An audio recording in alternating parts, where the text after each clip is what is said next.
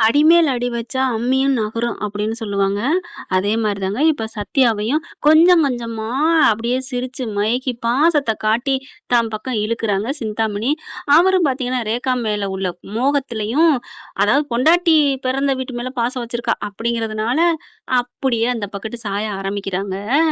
எவ்வளோ பண்ணா சிந்தாமணி தான் அக்காவுக்கு இந்த வயித்துல குத்துனதுலருந்து அம்புட்டு கொடுமைகள் பண்ணியிருக்கா. அந்த கோவத்தோடயே தானங்க மெயின்டெயின் பண்ணணும். ம், ம். புடிச்சிருக்கு. என் பொண்டாட்டிய புடிச்சிருக்கு. அதுக்காக வர்றேன். உங்களுக்கு முடியல. அதுக்காக நான் இதெல்லாம் செய்றேன். அப்படின்னு கொஞ்சமாவது வெறப்போட இருக்க வேணாமா? இந்த சத்யா, சரிங்க ஆன்ட்டி. பண்றேன் ஆன்ட்டி" அப்படின்னு கூல கும்பிடு போட்டுட்டு திரியுதுங்க. 2ம் ஒண்ணா கார்ல போகும். அந்த அளவுக்கு அவங்க மயக்குறாங்க புருஷனும் பொண்டாட்டியும். அவன் கேரளால போய் நான் ஜாலியா இருந்துட்டு வரேன்னு பொண்டாட்டிகிட்ட சொல்றான். ஆனா சத்யா கண்ணு முன்னாடி சிந்தாமணி புருஷன் என்ன பண்றான், "நான் ஓய்வு எடுக்கலம்மா, ஆஸ்பத்திரிக்கு போறேன்ம்மா, நீ என் பொறுப்ப பார்த்துக்கம்மா" அப்படின்னு அழுதுட்டு நடிக்கிறாய்ங்க.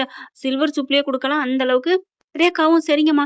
அப்படி ஒரு சந்தோஷங்க. பிறந்த வீடு மதிக்காதப்ப ஏத்துக்கிட்டான்னா எப்படி இருக்கும்? இப்ப சத்யாவும் ஜாலியா என்ஜாய் பண்ணிக்கிட்டு திரிறான். அங்கங்க எல்லாம் வேலைய கிடுக்கு புடியா நிமிர முடியாத அளவுக்கு, ஒரு ஃபோன் அட்டெண்ட் பண்ண முடியாத அளவுக்கு, வாட்டி அட்டெண்ட் பண்ணி பேச, "என்ன சத்யா வரலையான்னு?" அவங்க அம்மா கேட்கறாங்க. "இல்லம்மா வேலையா இருக்கு" அப்படின்னு சொல்லிட்டு கொஞ்சம் 2 நிமிஷம் பேசுறாங்க. அடுத்த நாள் பார்த்தீங்கன்னா, "சத்யா சாப்பிட்டியாப்பா?" சாப்பிட்டேன்ம்மா. வைம்மா எனக்கு வேலை இருக்கு." என்ன டக்குன்னு வைக்கிறான். அடுத்த நாள் பார்த்தீங்கன்னா, சத்யா ஃபோன எடுத்துட்டு, "அம்மா வைம்மா எனக்கு வேலை இருக்கு" அப்படின்னு நல்லா இருக்கியான்னு கூட கேட்கல. என்ன இப்படி ஆயிட்டான்? அப்படியே அவங்களுக்கு மனசு நொந்து போயி கொஞ்சம் கொஞ்சமா மனசு இறுகி போகுது. சீதா வேற புருஷன் வீட்டுக்கு போயிருச்சா, ரொம்ப அவங்களுக்கு ஒரு மாரி நோய்வாய்ப்பட்டுறாங்க. ஆஸ்பத்திரிக்கு கீழ விழுந்து கிடக்குறாங்க. அப்ப பக்கத்துல அக்கம் பக்கத்துல உள்ளவங்க ஆஸ்பத்திரியில போட்டு ஃபோன போட்டுர்றாங்க மீனாவுக்கு. மீனாவும் ஓடி போய் பாக்குது. "அம்மா என்னம்மா?" "சத்யா, சத்யா" அப்படிங்கல. "என்னம்மா?"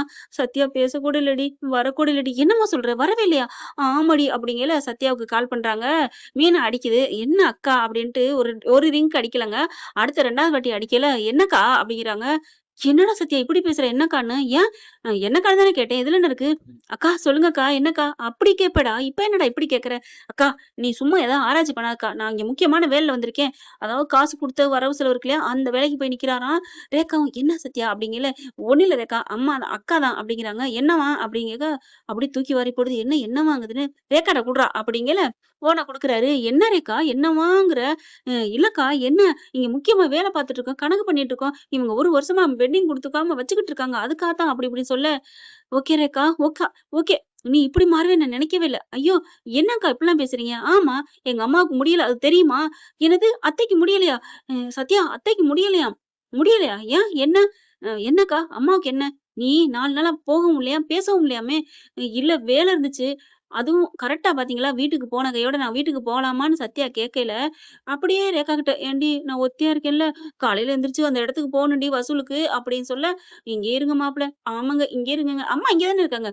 பேசிக்குவோம். நான் ஃபோன் பண்ணி பேசிக்கிறேன்." இப்படி சொல்லி சமாளிச்சது உட்காந்துருது. "ஏன்டா வரல வரேன்னு வரேன் வரேன்னு சொல்லிட்டு போகாம இருக்க?" அப்படின்னு மீனா கேட்கறாங்க. "அக்கா வேலைக்கா, நீ வைக்கா" அப்படின்னு ஃபோன வச்சுறா. மீனாவுக்கு செம்ம கோவம் வருது. "என்ன இது? என்னமோ பிளான் நடந்துட்டு இருக்கும் போலயே, ஒண்ணும் புரியலையே" அப்படின்னு சொல்லிட்டு முத்துக்கிட்ட சொல்லலான்னு போறாங்க. பார்த்தா முத்து வேலையா இருக்கேன்னு அவரு சொல்ல, "என்னங்கடா ஆளாளுக்கு வேலையா இருக்கு, வேலையா இருக்குங்கிறேன்ட்டு" என்ன பண்றது? திக்கற்றவங்களுக்கு கடவுள் துணை. போயிட்டு மகமாயிட்ட போய் வேண்டுறாங்க. "கடவுளே! மகமாயி எங்க அம்மாவையும், என் தம்பியும் பிரிச்சுறாத. தயவு செஞ்சு கெஞ்சி கேட்கிறேன். எங்க அப்பா இல்லாததுக்கப்புறம் எங்க அம்மா தனியா நிக்கிறாங்க. அவங்கள நீ தான் துணை நிக்கணும். சத்யாவ நீ சேர்த்து வைக்கணும்" அப்படின்னு சொல்லி வேண்டுறாங்க. டிங் டாங் அப்படியே பெல் அடிக்குதுங்க. வெளியில வாராங்க. இந்த பிள்ளை வருது. "என்ன பல்லமா வாங்கிட்டு வரியா? ஏன் சத்யாவ எங்க கூட சேர்த்து வைன்னு." எப்படி கரெக்ட்டா கண்டுபிடிக்கிறாளே அப்படின்னு பார்த்தா, எப்படி கண்டுபிடிக்கன்னு பார்க்குறியா? நீ அதத்தான் வேண்டியிருப்ப. எனக்கு தெரியாதா என்ன? எப்படி பிரிச்சோம்ல. அடி பாவி! நீ தான் எல்லாத்துக்கும் காரணமா? ஆமா. என்ன பண்ண போற? பிரிச்சது எல்லாம் நான் தான். போறியா? இனிமே உன் தம்பி உனக்கு இல்ல. நீ பாட்டுக்கு என் பிள்ளைய மட்டும் பிரிச்சுட்டு போவ. நான் எப்படி? ஆணி வேற அசைச்சுட்டோம்ல. அப்படின்னு சொல்லிட்டு பேசிட்டு, இங்க பார். என் இதுல எல்லாத்துலயும் நீ ஜெயிச்ச. ஆனா இப்ப உன் உறவுல உன் வீட்டு ரத்தத்த பிரிச்சு எடுத்து நான் தான் ஜெயிச்சிருக்கேன்டி. உன்ன விட நான் தான் ஜெயிச்சிருக்கேன். அப்படின்னு சொல்லிட்டு கிளம்பி போகுது. "அக்கா வாக்கா, நீ சூப்பர்க்கா" அப்படின்னு அவங்கள பாராட்டிட்டு போறாய்ங்க கூட இருக்கிறவங்க. மீனா அப்படியே கதி கலங்கி போய் நிக்கா. முத்து அப்பதான் வாராரு. "என்னாச்சு மீனா? எதுக்கு வர சொன்ன?" "இல்லங்க" அப்படின்னு மயக்கம் வருது. தாங்கி பிடிக்கிறாங்க. "என்ன மீனா? எனக்கு ஒரு மாரியா வருது. அம்மா பாவங்க முடியலன்ட்டு வந்தா இப்படி பண்ணுது" அப்படிங்கிறாங்க. "அம்மாள விட்டுட்டு இங்க ஏன் வந்த?" அப்படிங்கிறாங்க. இல்லங்க நீங்க எப்படி?" அப்படிங்கிறாங்க. நான் ஃபோன் அடிச்சேன். நீ எடுக்கல. அங்க வச்சுட்டு வந்துட்டியா ஃபோன?" அப்படிங்கிறாங்க. "அ ஆ ஆ ஆமா. எங்க ஃபோனு? என்ன நெனப்புல இருக்க? அத்தை தான் அடிச்சாங்க. உடம்பு சரியில்லையாமே. நான் போய் பார்த்துட்டு தான் வர்றேன்." "என்ன மீனா? என்ன நெனப்புல இருக்க?" "ஒண்ணும் இல்ல. சீதா கொண்டோய் விட்டுட்டு தான் வர்றேன்." "சீதா இருக்காளா? நான் சொல்லணும்னு நெனச்சேன்." அப்படின்னு அப்படியே டென்ஷன்ல இருக்காங்க. அப்புறமா, "ஏன் மீனா இப்படி இருக்க?" இல்ல அது வந்து நான் சொல்றேன் அப்படின்ட்டு எல்லாத்தையும் சொல்ல, ஓ! சிந்தாமணியோட மாஸ்டர் பிளானா? நான் அப்பவே நெனச்சேன் மீனா, இது ஏதோ பிளான் போடுதுன்னு. இந்த பையலும் கடைசியா அடி பணிஞ்சுட்டான்ல. ஆமாங்க. இப்ப என்ன? இருக்கட்டும். ஒத்தையா இருந்தா என்னன்னு கேக்குறாங்க. அடி மேல அடிச்சா அம்மி நகரும்னு சொல்லுவாங்க. அதுதான் கரெக்ட் ஆயிடுச்சு அப்படிங்கிறாங்க. இத விடக்கூடாதும்மா. அம்மியவே தூக்கிறணும். என்ன சொல்றீங்க? அட வா! அப்படின்னு வீட்டுக்கு போறாங்க. போனா அங்க எல்லாம் சாப்பிட்டுட்டு இருக்காங்க. சும்மா மேசையில பார்த்தீங்கன்னா, அம்புட்டு ஓடுறது, போடுறது, பறக்குறது, தாவுறது எல்லாம் இருக்கு. "மாப்பிள சாப்பிடுங்க. மாப்பிள இந்தாங்க. அம்மா சாப்பிடு கண்ணு" அப்படி இப்படின்னு சொல்ல, அங்க வந்து நிக்கிறாங்க. முத்து, மீனா பார்த்தோன்னே, "வா மீனா, வா முத்து, வா வா வா."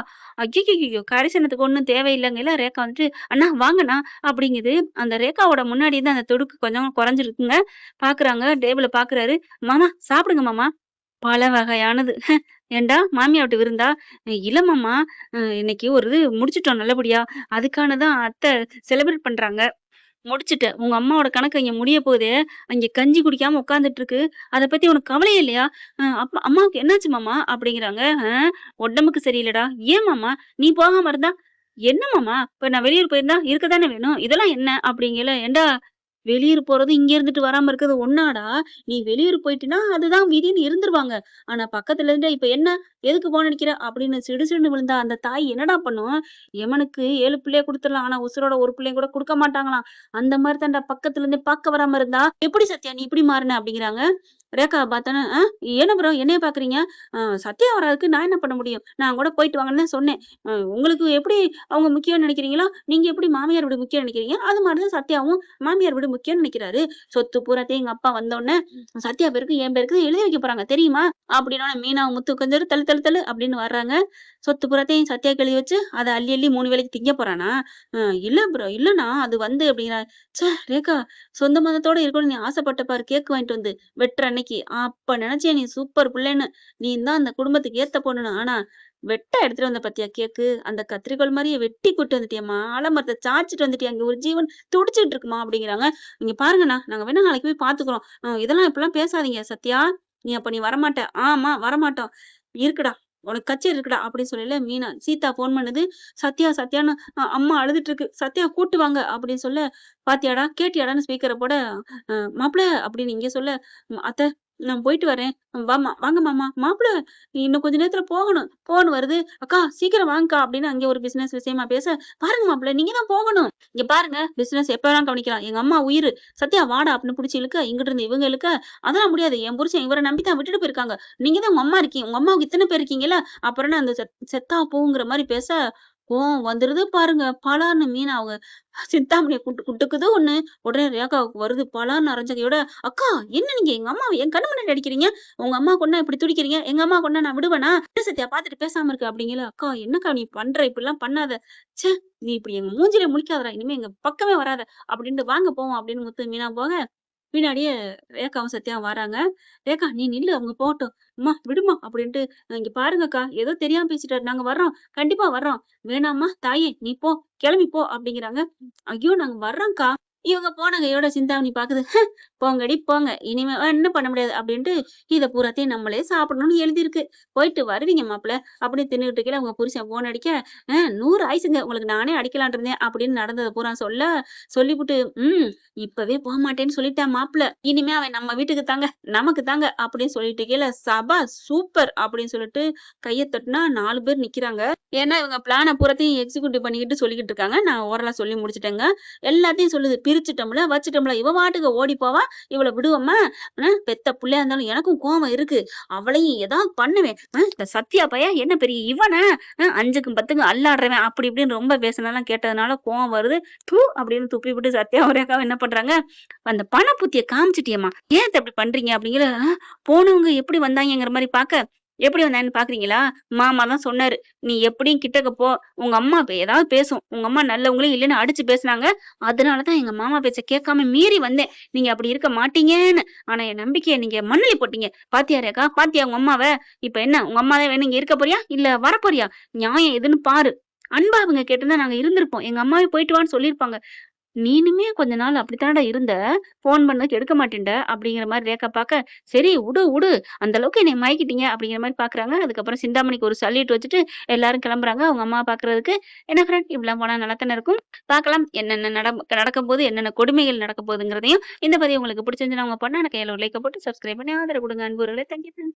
இந்த வீடியோ உங்களுக்கு பிடிச்சிருந்தா தயவு செய்து லைக் பண்ணுங்க. இன்னும் அப்டேட்ஸ்க்காக சேனலை சப்ஸ்கிரைப் பண்ண மறக்காதீங்க. நம்ம கிட்ட இருக்க எல்லா சேனல்ஸோட லேட்டஸ்ட் வீடியோ அப்டேட்ஸ்க்காக மேல ரைட் சைடுல காட்டுற லிங்கை கிளிக் பண்ணி வாட்ஸ்அப் குரூப்ல ஜாயின் பண்ணுங்க. உங்களிடம் விடைபெறுவது நான் உங்கள் மெஹர்.